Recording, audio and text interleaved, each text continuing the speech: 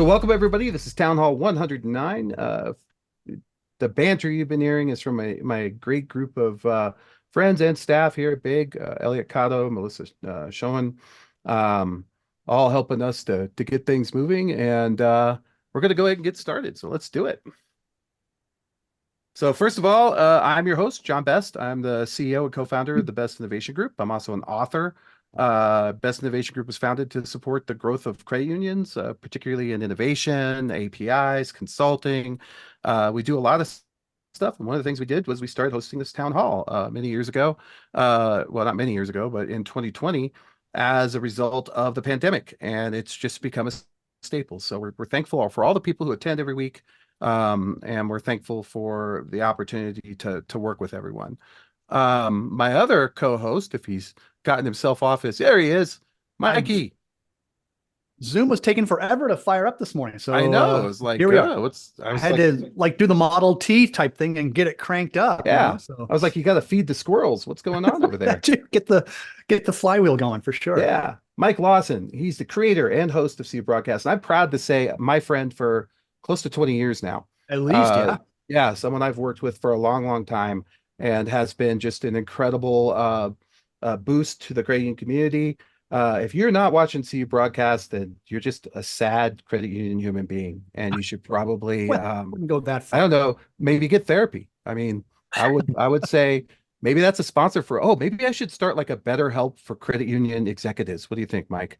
You could talk to John. You could just log in. I'll go, so what's going on? Well, IT won't install this. And I'll go, oh, well, let's talk about that. And tell me how that makes you feel. And we'll lay down on the couch, relax, talk about it for a while. Yeah. Sure. I think that it reminds me of that episode of The Office where Michael and Toby, where Toby was trying to get things out. But Mike is a fantastic host. Thank you. And my close friend and the guy who I called him. I didn't even have to explain. I didn't get the words Town Hall out of my mouth and said, Mike, would you join me? He said yes. It didn't even take him 1 second. And so we're very fortunate to have Mike, and he joins us. Thank you. It's been a tremendous ride, sir. You've done an excellent job with the Town Hall. We appreciate it. I say we. There's lots of us. So that said, let's talk about some sponsors. Hey, Mike. Yes. Do you know who CUNA is? I do. And there's lots of changes. There's lots of changes at CUNA these days. America's credit union now, and you need to stop calling them CUNA. That's just garbage, Mike. And all the good things I said about you a few minutes ago, I take back.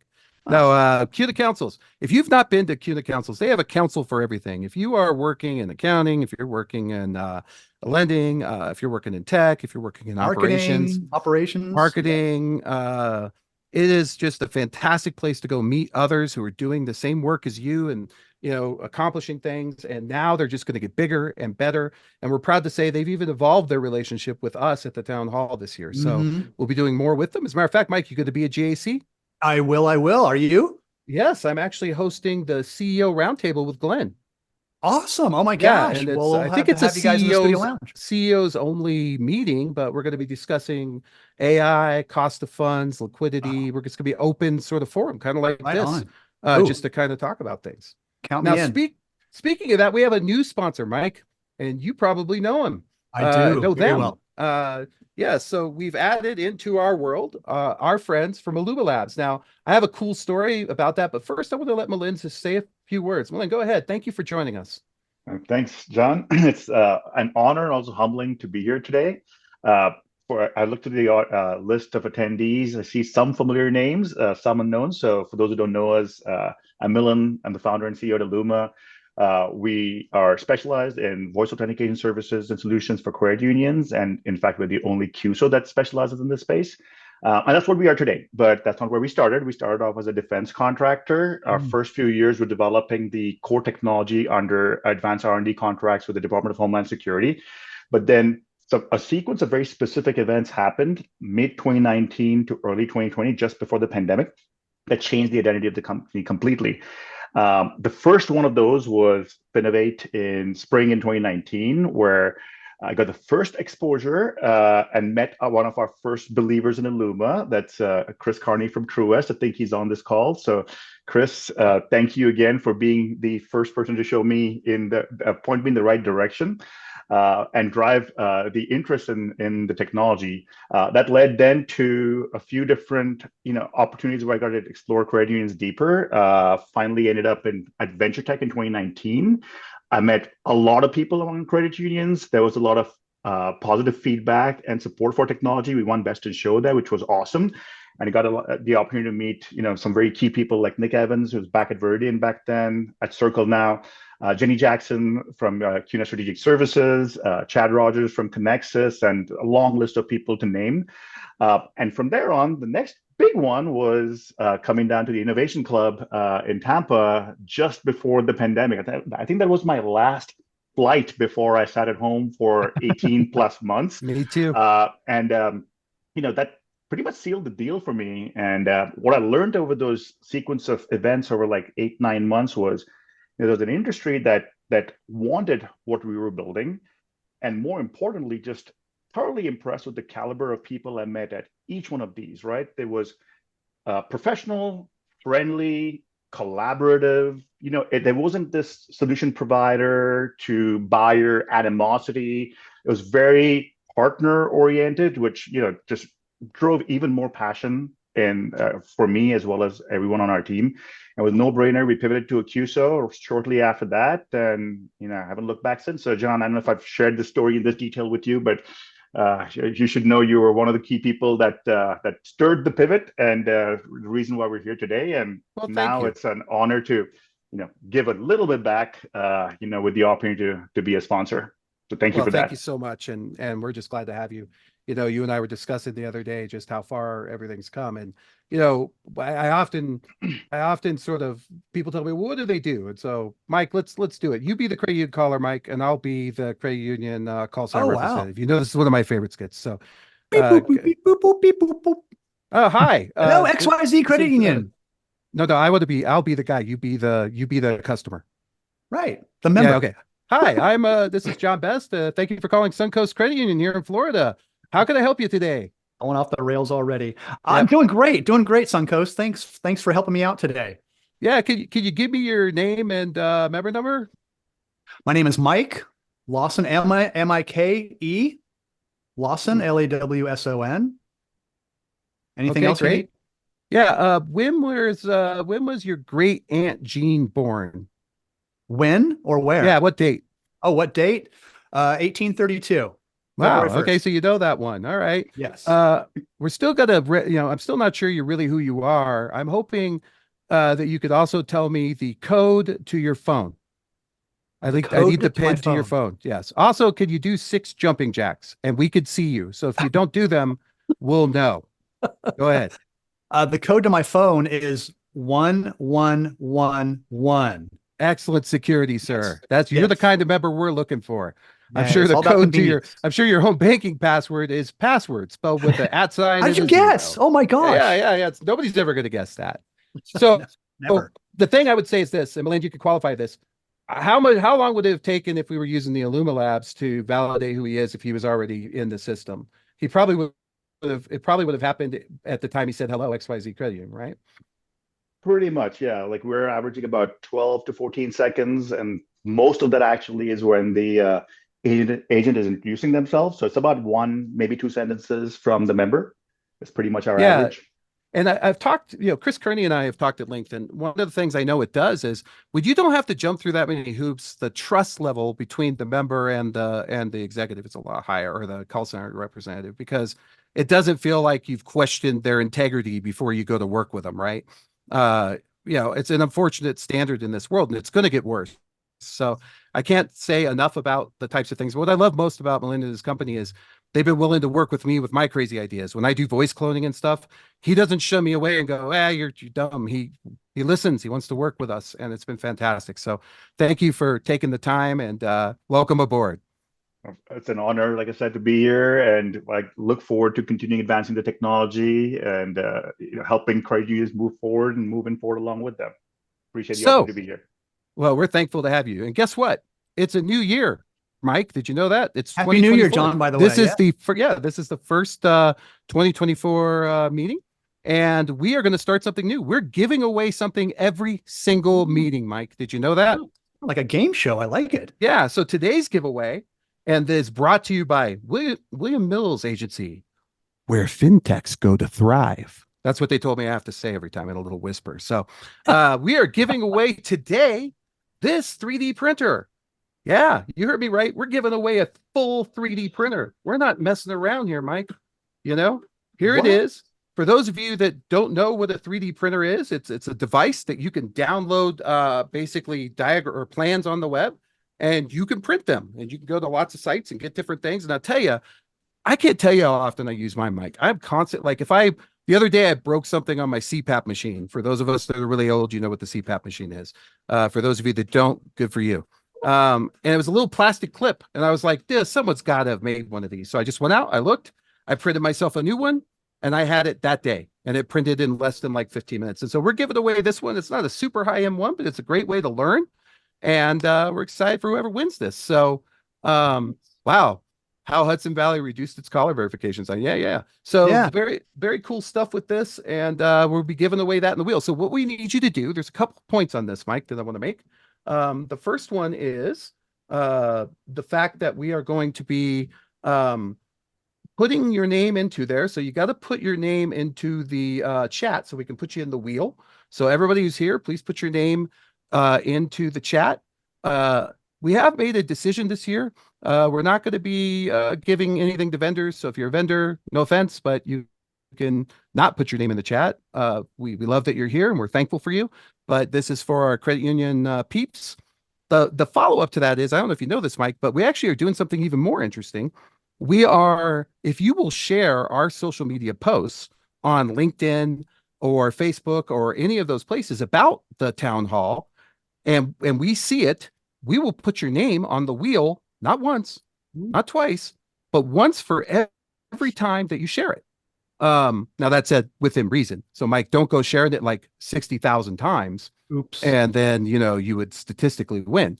But this is actually something we worked out with the wonderful William Mills Agency, who has been just so supportive of us for the last year and all of our endeavors here at Big. And we're proud to be working with them and to have them with us. So very, very exciting. And we'll do this at the end of this. So we'll get there. That said, you know what I want to talk about today, Mike? What? Let's recap 2023. A lot happened. Did you know 2023 was it was really kind of a very fast and eventful year, I think. So let's talk about some of those things. Do you remember what happened with Silicon Valley Bank? Yes, yeah, I but do. it's funny because the industry was all heralding this as like the collapse, right? Everybody was worried it was another 2008, that this would lead to another one. And there was another bank that was sort of in that trend, but it sort of got bailed out. But it did not hold, with thank goodness. And things kept getting there, but it definitely highlighted an area of issue for a lot of folks. One of which is cost of funds and liquidity, which has become interestingly enough, right during the pandemic and just after, we couldn't, get rid of the deposits fast enough. They were just coming in from everywhere. And now we're in this slump where we're struggling to find that. The cost of funds, because of the rate hikes, have been more difficult to deal with. So it's interesting how that sort of kicked off something, but it's been slow moving and it feels like it's been managed by the industry really good. So that was excellent. We finally saw regulatory actions against major crypto exchanges like Coinbase. And we'll talk about what happened in that spaces, but that led to actual arrests. Did you know that, Mike? People were arrested. Yes. One of them went to jail. Mhm. Sam Bankman-Friedman, bank fraudster is his name, I think. This guy was crazy. And then, interestingly enough, year before then, I went to Saudi Arabia, if you remember, to a conference there where I got to see Xing, I think is what they call him, the Binance CEO, speak. And I actually thought he was a really eloquent guy. I did not see sort of the behavior and what came about from Sam with regard to that. But he also was indicted and he stepped down just recently much more gracefully than Sam. His girlfriend wasn't involved. There were no letters. He didn't run to the Bahamas. I mean, I don't know why he didn't do all this. It'd been more fun, but he also stepped down. And those were two of the biggest exchanges. But you know, I've often said that crypto, and you've heard me say this a million times, it was in that Napster phase, right? Oh, yes. Um, you know, Napster, the idea of, for those of you that don't remember Napster, I love Napster was a Napster. music service that was completely illegal, where Mike could take his old CD collection, put them in his CD drive on his computer, rip all the MP3s and put them up there, and anybody could go and download them. And for some reason, I never understood it. The music industry was really appalled by that. It Yeah, was they not were a little something they were miffed. interested in. Yeah, Hmm. they were really upset. But the point of it was so popular. It was so popular that a guy, I don't know if you know him, I think they call him technology god. You know, he used to run he died, you know, but he used to run Apple. But Yes. he saw this and he said, I think that this service should be legit. And he convinced record industries to break up their albums, which when we Mhm. were kids, Mike, you could never go in and buy one song. You could get a single on a 45 if you were like a Luddite, right? Yeah. Um, but you I had know, to buy the whole album to you get had to all of buy the it. whole album, right? Right. And by the way, we could debate whether this is a good change or a bad change, but it gave rise to the single. It gave rise to the things like digital rights management, copyright issues. It brought a lot to that. And I think that and it shook out a lot of players who weren't, as he put the real deal out there, it shook out a lot of players who weren't legit. I Hmm. think we're seeing the same thing in the crypto industry right now, which is fascinating to me because I've always said that the utility of the platform is something that people want. They want to be able to frictionlessly move Indeed. money. They want to be Oh, able to yeah. have it secure at a place. They want to have this alternative. But the methodologies, the way to do it, have always been a little less than something that folks would want to do with regard to their feeling secure about it. It always feels like sort of a back alley transaction, right? Um, Exactly. but now you look at Coinbase, Well, these that types was of its things. that was kind of its beginnings, though. Remember, John? I mean, it had kind of nefarious beginnings, where the underworld would use it to move money and stuff like that without being seen, right? So that was always kind of my hesitancy to get involved with it in the, way back in the beginning. But now, obviously, it's semi-mainstream and coming back, actually, by the way. So be on the lookout for it. So Well, yeah, actually, so I'm definitely talking. good. That's my last one here. So, Yep. um, then there were major developments in the cryptocurrency ecosystem. For example, did you know there was a whole country that adopted Bitcoin as their currency? Yes. What's up with that? Can you imagine? Like, hey, and then another country they adopted the dollar as their currency just recently. Hmm. So our dollar, which is even more crazy, but not that crazy given where they were with theirs. So these Hmm. are all major developments in these ecosystems that are creating more legitimacy throughout that. So I thought that was very interesting. I put this in the middle because I know everybody's tired of hearing about it, but generative AI explodes, right? I In a mean, good way. just goes through the roof. Suddenly, we're talking to systems that feel like humans. We have seen things this past year that we never thought we would see. It is, we've done demonstrations on this show. It is ridiculous what it can do. I am, every day I am amazed what I've seen from generative AI. And I think that story sort of eclipsed everything and it touched every piece. And what's interesting about that, and I'll get to it in my second slide here, um, which is more of a discussion slide. But what's interesting about that is that how it's sort of expedited a lot of stuff, and we're gonna get to that. The the idea is that uh, we heard about regulatory issues. When was the last time you heard about like when social media came out? I don't remember there being any kerfluffle about, hey, this might hurt humanity. Like no one said, you know what I think is going to happen with Facebook? I think it's going to hurt humanity. That was not a thing, right? It just didn't happen. I mean, video games got more fluff or flack than that, right? For not going Yeah, outside or all the violence and the blood. you're right. But like social media didn't get that kind of and even video games didn't get that kind of play. So it's pretty crazy to think about all the things that AI spawned. We actually had the heads of what was it? Like hundreds of high tech companies, people well respected, like Steve Wozniak, who I got the chance to interview last year, Mhm. which was awesome. Well done, Steve. Um, uh, sign a note that said, "Hey, we want everybody just to stop for a few minutes on building generative AI." Of course, none of them did, but that's what happens. Which led to this next event, which was really weird. Oh my gosh, This what would a be soap like, opera. and it is, but it reminds me of Steve Jobs, right?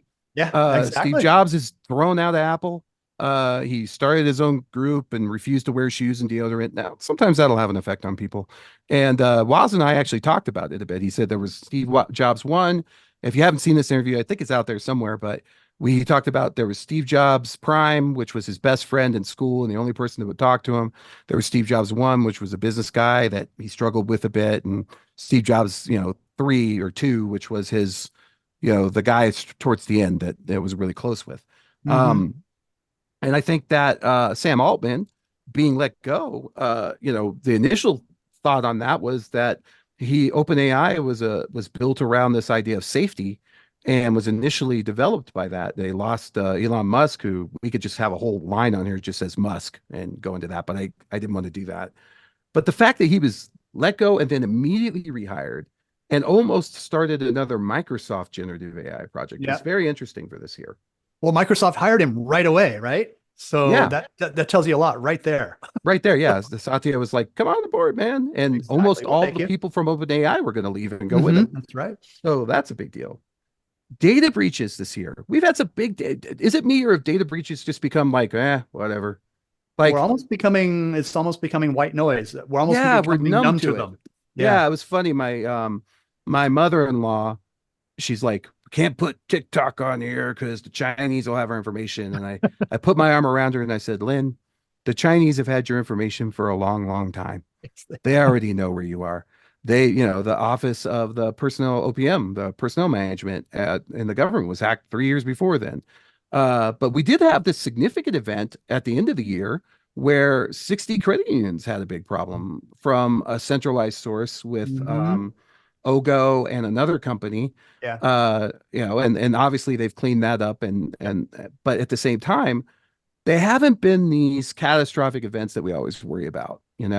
And I think it has become white noise and we're semi-numb to it. I mean, Mike, tell me honestly, do you think that your data, let's do this to everybody. 0 if you don't think that your data is on the dark web, and a 1 if you think it Ah, is. oh Let's gosh, just definitely go and one. see what people think. I'm saying one. You're saying 1. I would say 1 too. one, Um, 1 repeating. I like that. Yeah, one, I one, one, mean, one, one, one, one, one. there might be a guy or two here, like maybe Jim Yates. Like I know him. He's one of those guys that he might never, he's very, very careful with everything. He might be the only guy I would see, and I would believe if he put 0. There you go. Not. I told you. I believe Jim. Um, that's because Jim lives in a shack in Wyoming, out in the woods where he runs Oh, the credit union from, and does interesting. not leave there. Um, but the reality is that almost all of our data is out there, but we're going to see more. Then I saw something yesterday. I meant to take a picture of this. It was interesting. I was at a Wells. I was right outside a Wells Fargo branch, and to be fair, it was outside an Arby's, and I bought myself Oh, a sandwich, and I parked to eat it because I had my dog with me, and I didn't want to go inside the restaurant with my dog, even though I think I can here in Colorado. And I'm looking at the drive-through, and the it's closed, and it's closed in a way that's interesting. It's not just a note like a piece of paper. It says we're closed in the drive-through. It is a full-on it's a full-on graphic that the whole window's been whited out, and it says, hey, this drive-through is not going to be open ever again. We encourage you to use our mobile app. And there's been branch closings around Bank of America. Everybody's closing branches. And this other trend has anybody else seen this trend of drive-throughs in their cities where the big banks are closing down the drive? Well, you don't have any in your city. California doesn't have drive-throughs. It's not a thing. we actually Uh, do. you We do in actually, San Diego, but not in LA. yeah, That's you're in right. LA, there's none. But Yeah. has anybody else seen this? I wonder. You can go ahead and pop in the thing, but that's like the fourth one I've seen, and I've been traveling back and forth between here and Tennessee. And I'm assuming that Wells Fargo, I don't know why they're closing them. I don't know if there's not enough traffic. I don't know if it's a financial issue. I don't know if it's I just don't know. But I'm not seeing credit unions close their drive ups, at least not that I'm aware of. But it seems to be a trend along with the branch closings, which would indicate to me that maybe they're finally sort of reaping the reward of the pandemic and what's going on there. So I thought that was interesting. B of A, Wells are big closing a lot of stuff. So is Chase. I felt like for a while, you couldn't swing a dead cat for hitting a Chase, um, a Chase branch. And Hmm. now it just feels like they're starting to close out, which is great because one, if you want more Spirit Halloween stores, those are going to be awesome for that. And two, I was thinking about trying to buy them up and start my own line of vape superstores. I was going to call it super vaping. Hmm. Just something I've been working. I don't vape myself, but it seems popular. I see a lot of them across the country. Pretty You much could every probably use mall the has six drive-through. vaping stores. Yeah. The drive-through would come in handy there for Yeah, sure. it's kind of the mall of that. But Hmm. so will branches go the way of the mall? That's a interesting question because they will get repurposed and they make good pawn shops. I know that. They got a lot of security in them. So I've been thinking about that a lot. Then finally, did you know that every year on our podcast, Mike, we do a predictions episode? I think you did know this. And oh yeah, they sold they moved out of two large buildings in the metro area, took a hefty loss. Yeah, in Des Moines. Yeah, it's Wow. crazy. But every year we do a predictions episode. Did you know that, Mike? I do. Yeah, Excuse me. we do this. And last year did my prediction. I was really sick, so I couldn't be on the call with Anne and with John Janklius, now the CEO of Nimbus. When we first started doing with him, he was just the CEO of Partners. Wonderful guy. And every year they force me to guess at Bitcoin. Not to guess at it, but to give a prediction. This year I hit it on the nose. Oh, It well done. started at less than 15,000 at the beginning of 2023, and it closed out at 43,000. You know why that is, Mike? Why? Because it's sort of established itself. I think that there's enough business going through it that it's sort of here to stay. Does that It's make settled. sense?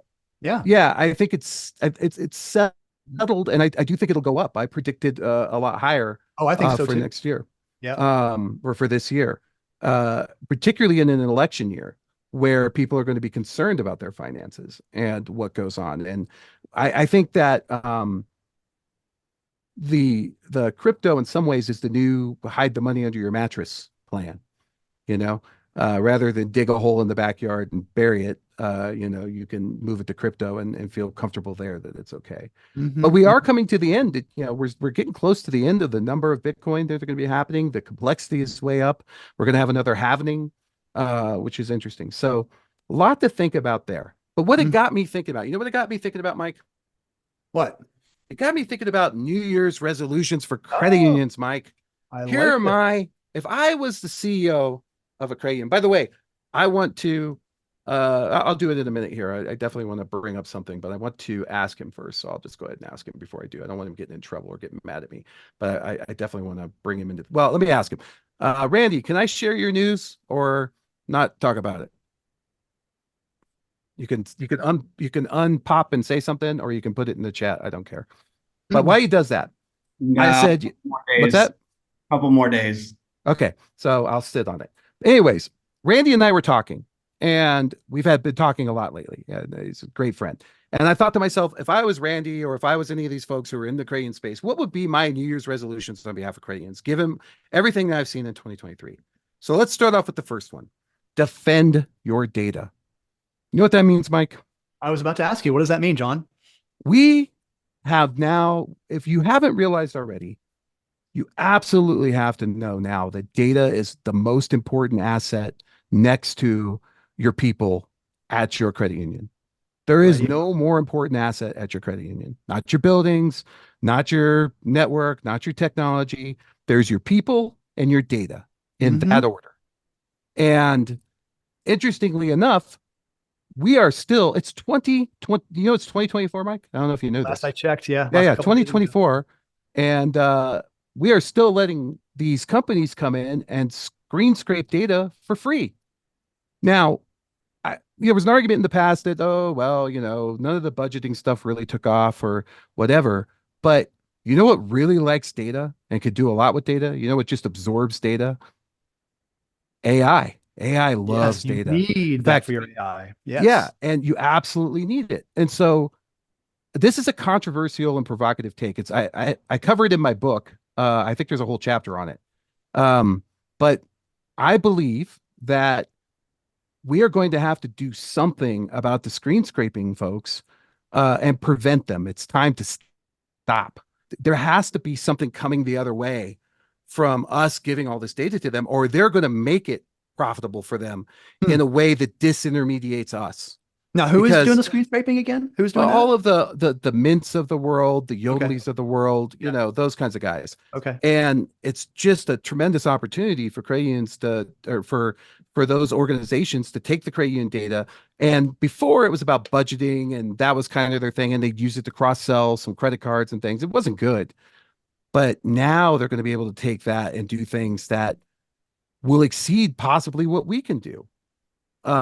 Yes, Jack Henry's disabling it in Banno. I know. I talked to Ben about this a year ago. But the idea is that we need to just cut these people out because one, they shouldn't be coming in through the screen scraping. The validity of the data is bad. It's not a good way to do things. Two, I believe that they should be coming in through an API, and that should if there needs to be a charge for it. There has to be some sort of because people set these things up and forget about them, and it's still screen until there's an upgrade or something they don't even know, and then they wonder what happened or they change their password. We've got to defend our data on all fronts, whether it be there's lots of ways to get data. Did you know there's a new AI mechanism that you can do that you can put on a little box like this, which is a Raspberry Pi, which by the way, this is a 5 for those of you that are nerds. And you can run it back over here. And if it can hear my keyboard click, it can tell you what I'm typing with 92% accuracy. It doesn't even need a camera. It just needs to hear the cadence of your typing. Oh my gosh. Yeah, that's crazy. So we have got to find new ways to protect our data. And that's the first one. So that's my first resolution. Protect and defend your data. Can you defend from screen scraping? Is there absolutely you can all you got to do is go into your system. They come from the same IPs every time. Here's what would you like to know why people don't do it? Love to. Yeah, it's because the group that uses them tend to be a vocal group and a Cinchi, there you go. But they tend to be a vocal group and they tend to be a fluent group with regard to where they are in the credit union. So when you turn it off, you get a lot of calls and people going, "Hey, what are you doing?" Right? Yeah. But the problem is if they're using Mint or something, they're not coming into your platform. They're not seeing your ads. They're not seeing, the work that you've done for cross-selling. You're just a DDA to them, which by the way, one of the things that happened last year was a lot of movement from the Consumer Finance Bureau about open banking. And that's something we're going to have to think about because that's going to open some doors as well. But that's how they get it. That's the whole game. So you turn it off and you get board members, brothers calling you going, "Hey, what's up?" And it's not fun. So, but we're going to have to bite the bullet and have to explain to them and say, "Look, we just can't keep bleeding this data. It's too important to us." The second one is this. Lou is chiming in. Oh, what's he chiming in? The CFPB has proposed rulemaking to make it mandatory to support API-based open banking for all FIs with no cost recovery allowed. So, yeah. Yeah, and so with that in mind, Lou, that's my next episode. Thanks, Lou. I was good deep dive into that in the next episode. So, Lou, I'd love to have you chime in on that. Obviously, you've done some work on it too. So that's a big issue. The next one is this. So we are living in an interesting time, Mike. We are seeing a bunch of technology all evolve at the same time, and it's all major technology. Blockchain is one of them. AI is one of them. The metaverse and virtual data, even though it's been eclipsed kind of, is one of them. You have to go back to the late 1900s, early 1900s, late 1800s to see this. The last time we had this kind of evolution, we had cars and electricity and was at the telephone all evolving at the same time. Can you imagine? Like here, that's where we are today. But what's interesting is if you think about those technologies, they all interrelate with each other. Electricity allowed you to have lighting, which possibly allowed you to work later, which allowed things to go faster. The telephone allowed for better communication, quicker communication, instant communication, things that took days. You'd have to send mail or a horse or a telegram or whatever that is, and they couldn't really put a lot of data in it. Suddenly became much more much more detailed. You could do a lot of things. So those technologies kind of lifted everything up. AI is going to do the same thing. I like to think of the world with regard to software as the world with regard to water. You hear the story of X amount percent. What's the percentage of the earth that's covered by water? It's like most of the earth, right? More of the 70%. earth is covered by water than land. I think that with the world with regard to software, most of the world is made up of software at this point. And one thing that this AI has proven it can do is code. So one programmer becomes 16 programmers. Something that you would have estimated at 2 months now becomes a week. What does that do for every product, every vendor who embraces this as they go along? 71% water. Thank you. As they go along, Darn it. it means that all of us are going to see this incredible explosion. The challenge is this: a lot of us are still behind in our regular channels. So here's what I would have as a resolution if I was a credit union. If you can't make a credit card payment and have it be real time in your mobile banking or anywhere in your solution, if you can't do a mortgage payment and have it be real time, if you can't do a principal only payment for your mortgages, now's the time to get that high on your list and shore it up. Because from here forward, you're going to be very reliant, as Lou was pointing out, on sort of this backbone of services that you created within your book of business at the credit union, especially with regard to your vendors, that is now going to get extended, I think, exponentially into channels that you never thought of. It's just the AI is going to drive that forward in a very exponential way. And what's going to happen is wherever you are when that starts to happen is where you will be as you drive. If you don't have credit card payments in your mobile app now, you're not going to have them in the AI mobile app. You're not going to have them in this. You're not going to have them in that, because the underlying plumbing, the foundation that you poured, it's going from like a 3-story building to a skyscraper. And it's real hard to dig up the foundation on the skyscraper.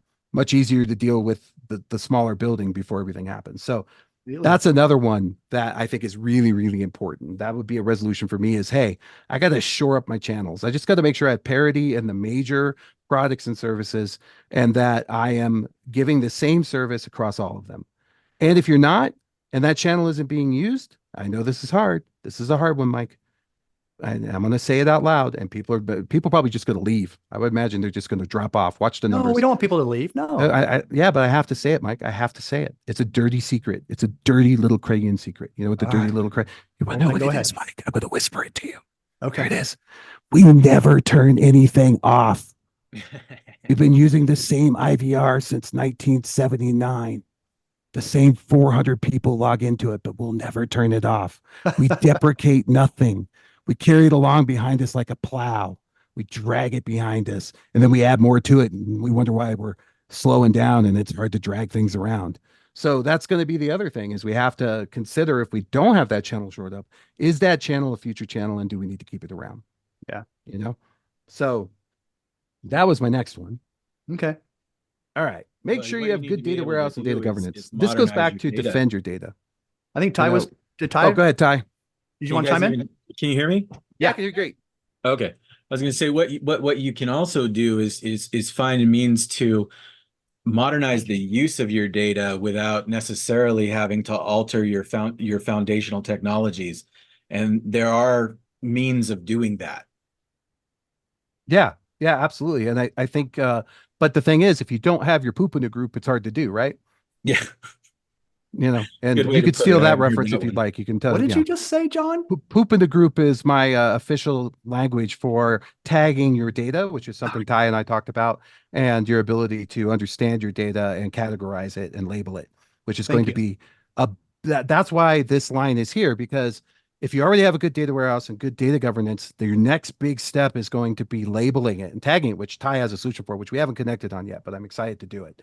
Ty, Please. I want to do a deep dive on that with you. So plus your Cool. beard's cool like mine, except for yours is gray. Yeah, right? I didn't get the goatee memo with you guys. Yeah, The we're matching going to goatee. I went goatee because he looked cool last time. So I was like, yeah, I'm in on that. But that's really important. And so if you haven't shored that up, you got to work on that this year, because it's now or never at this point. It's just not going to be good to continue to move forward without something that is in place. I really believe that. Which leads me to the next one. We have coagulate your feces. I like that. It's a good So one. start working on your AI strategy. And by that, I mean, we've got to start looking into the ethics of it, the safety of it. We've got to start exposing our board to it. We're having our innovation club meeting next week. Chris Ortega from was just hired over at Suncoast. It really did. He showed me a presentation he did for his senior staff, and it was just really, I thought, succinct and well done. And he's bringing them along on this journey, but he started teaching everybody so that they can get to a real conversation instead of being dumped in the middle of it about what that strategy is going to look like, where they'll use it, what they'll use it for, how it will evolve over time, what's safe to use it for, where they find these spots. And one of the challenges has been it's been going so quickly that it's very hard for people to jump in the middle. It's like a merry-go. You ever remember the old merry-go-rounds? Your buddies would get it going real fast. You'd be like, Yes. darn it, I missed it. I couldn't Yep. go in because I used to, when I was a kid, I used to like hang off of it and just like set the centrifugal force, just spin you around. But once that merry-go-round gets going, it's going to be hard to jump on. And we've got to start teaching people. I'm advocating for, as part of the strategy, is just a big dose of education. And do you know that, one of the things I talk about a lot is experiential learning versus sort of bot learning or acquired learning. And the difference is that experiential learning has shown over and over again in MIT studies and other things to be the more valuable of the learning process Oh, because yeah. it creates an acumen within the organization that is everybody sort of learns together. Whereas if you wait and eventually go out and hire a team, that team's going to have a lot of knowledge, but it's like putting a Maserati engine in a Volkswagen. The rest of the frame isn't going to do well with how that goes, and so we've got to carry everyone along. It's like the old Stephen Wright joke. I took my car to put a new engine in, and I forgot to take the other one out, and now it does 400 miles an hour. But it's one of those things that we have to really start working on. And I think education is the first part of that strategy. I think regulatory and ethics is the second part, safety. And I think the third one is you got to find a project to dabble in. We're doing that with the Innovation Club. We've got lots of little projects that we're trying. We're working on some ATM solutions for fraud. We're working on a bunch of things with just little things, something that's innocuous that'll help the organization, but it gets your feet wet and it gains you that experiential learning. So that's, I think, really important for 2024. That would be one of my New Year's resolutions. Don't you And remember that 2024 is going to be the year of AI practicality as opposed to 2023 when AI was blowing people's minds and the hype cycle was at its peak. And now I think we've all kind of settled down and we want to see how practical it can be. Do you see right, we're 2024 going being through that? the trough of lucidity or whatever it is Yeah. on the other side of the hype, the Yeah. Gartner hype cycle. Yeah, I agree. And I think that's part of what this is this is how you determine the practicality. This is how you get involved. Right. And it's very different than the old days. You can't equate it to like ATMs or something like that because the world has changed so much with regard to software and services and how things are perceived. I mean, look at the bank closures, the brick and mortar. There's just a lot there to be covered. So highly recommend that. And then the next step is don't give up on new tech that seems to be eclipsed by AI. So trough of disillusionment. Yes, that is it. I like lucidity better, but I think that's a Queensryche song, isn't it, Randy? Anyways, don't give up on new tech that seems to be eclipsed by AI. So we've seen crypto and the metaverse go by the side, and people have just written off the metaverse, which I think is crazy. What comes out in a few weeks? A $3,500 Apple pair of ski goggles is what it looks like. Have you seen this thing? It's Yes. crazy. Yes. Let's just bring it up for everybody to see because it is nuts. If you just go to apple.com, it's right in the front page there. Doesn't this look like ski goggles? Completely. Yeah. Yeah, I was just thinking, wow, this will be fun. Everybody's going to look like they're I want to zoom in on her. Talk about Everybody's going to look like they're on practicality. the slopes. Exactly. Can But wear look those at while this you're on the thing. slope. Look at how big the field of vision is. We will have one. And Mike, I want to do one of our fun interviews like we've done Yes. before. You're If you go back, overdue. Mike and I have a history of doing weird metaverse interviews. The one So, metaverse one we did. Oh my gosh. we've done a couple. We did That was a fun. few The first actually. one was a riot. Yeah, Anyway. we'll do something like that. Yeah. But I'm not saying that, this could be just like the HomePod and other things. I'm not saying Apple's going to be a game changer. I don't know enough about this yet, but I can tell you that there's been a big enough plus. Facebook wouldn't change its name to Meta and make that bet without having done. We have a bunch of accountants and a bunch of people to help us with risk. Facebook has whole buildings of these people trying to determine what's happening. So I think that that between that and Apple, this is going to be an interesting solution.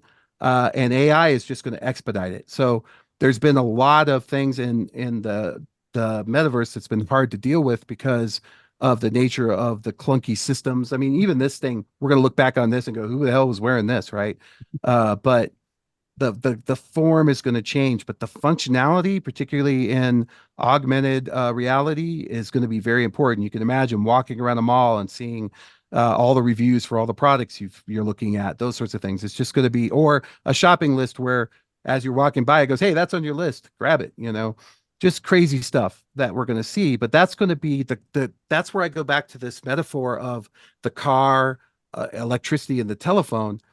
AI is going to take crypto because it's really important. Not really crypto so much, but the underlying platform blockchain of that. And honestly, there's another one which is genetics related, but it's not really to talk about in this forum. But CRISPR, those sorts of things are really going to take off due to AI, and it will have an impact on financial. Everything has an impact on financial, but I don't know what that is yet, so I'm not prepared to talk about it. But this idea that something like this will come out, it's going to reinvigorate. And so my point here is, let's not give up on these things that seem like they were just eclipsed by the AI cloud, because AI is an underlying, it's the whole water. When the water in the harbor goes up, all the ships go with it. AI is that water, and all the ships are going to go up with it with 100%. And Milind, I got to think you're looking at generative AI in your solutions. Am I wrong? Absolutely right. It's what's the priority on that in your organization?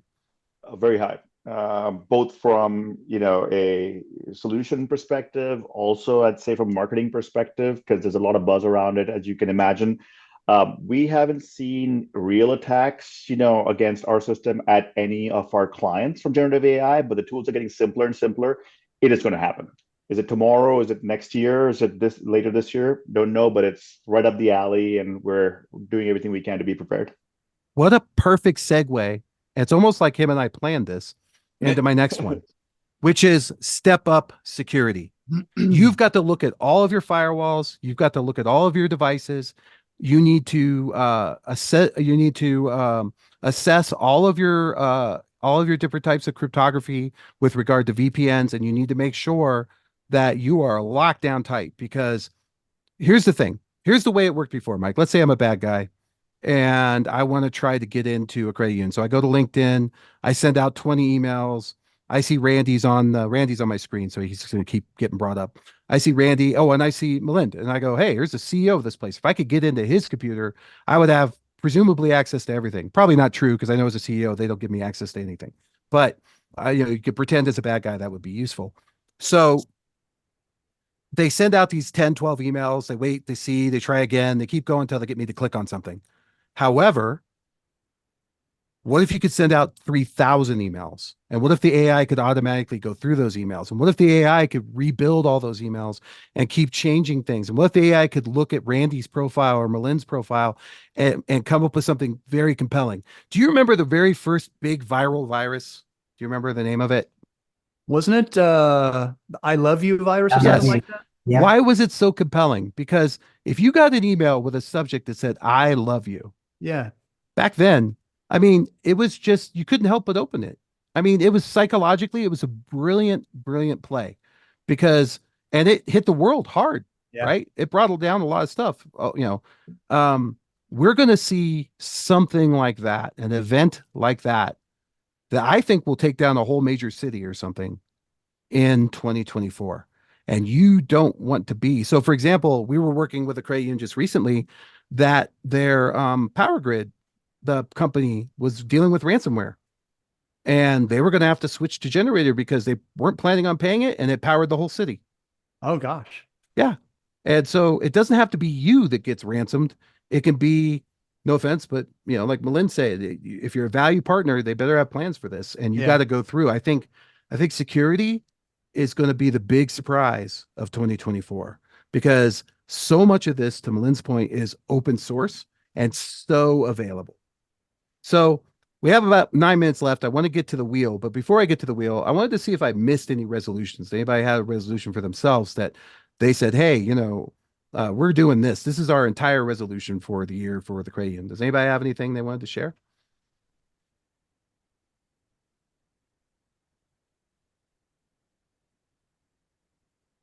Got to be somebody. Silent lucidity. Randy's right. All right. Well, while we do the giveaway, if we see anything, I'll bring it up. Let's switch to the giveaway. Take it away. Giveaway, people. It's time. Generative AI do policy. The will of the wheel. All right. What was that you said, Mike? Generative AI. Chris is mentioning I'm working on generative AI policy. Guidelines. Yeah, that's Which what is we were just talking about with the desperately needed. strategy. You have to start somewhere. All right. So who's taking on the wheel? I believe it's Madison or one of my team. Let's bring up the wheel. Let's do a giveaway. It should be Madison. Yep, I've got it coming up here, and I just want to make sure I've only got 10 people entered into the drawing right now. So anybody who hasn't put their name in the CU they work at into the chat, pop it in there real quick right now before we get going here. Oh, look at that. Right. So let's see. Do we have any more people?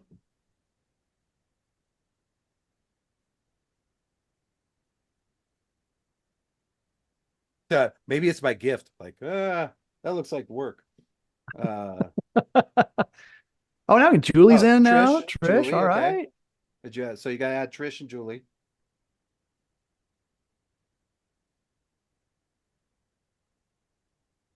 By the way, did you know who brings you this wheel? It looks like William Mills. That's right. Brought to you by the William Mills Agency. Fintech's going to thrive. So I have to say that I'm legally required to whisper into the mic anytime I say their name. Our Fintech's going to thrive. So it's a thing. All right. Oh, Elon Musk. Okay. He wants to If play. he wins, I'll send it to him. I don't care. I don't think Elon needs a 3D printer. I think he can buy his own.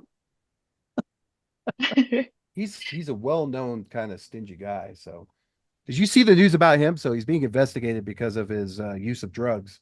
I think microdosing or something like that. And unfortunately, there's laws inside the other piece. Anybody else? Last call. And we're going to run this thing. Going, gone. All right. Going once. I'll see by typing. Going twice. All right. Let's do it. Alrighty. All right. Wheel. Here we go. Give us a winner, Wheel. Tell us who won. All right. We'll count While down. she does this, guess what we're giving away next time, Mike? A new car. A Made trip to from that Hawaii. printer. Made from that 3D printer. That's Yeah. right. 3D printed car. All No, right. actually, we're giving away a Quest 3. Ooh. Oh, nice. All right. Here we go. What kind of printer is it? This is a Creativity Ender. Nice. Lower end. 3D, yeah. I Yeah, have, it's a real I print. have- Oh, it's Oh! Kearney won. All right, barely so- gets in there. Look at Uh, that. Gary's out. Sorry, Gary, you were too late. Teased our other Chris. But Mr. Kearney, I think we have your address if you want to ship to the Cranium, but if not, we can ship it wherever you want. We're going to have it shipped to you, and we would love it if you would print something and come back to a town hall and show it. Yeah, show it. Show and tell. That's a 3D print I just did. Oh, cool. What Sean is that? Let me see. Is that a stormtrooper? Oh Yeah. yeah. Yes, Yep. sir, Mr. Best. I can accept that challenge. Yes. I like it. I like it. Well, listen, that's our show for today. Come back next week. We're definitely going to be discussing the CFPB and the open banking ruling. That's Glenn will be back. Glenn Awesome. Servati, and that was what we have plans on discussing for the next one. So, Lou, we would love to have you in on that discussion. If you want to, I'll send you a quick email. Chris Kearney is definitely one of my favorite people in the world, and so great that he won. And thank you, everybody, for your time. And we'll see you for the next one. Take care, everyone. Thanks, John. Happy New Bye, Year. guys. You too, man. Thank you, Thanks, John. Mike, Take as care. always. Thank you. Bye, Ty.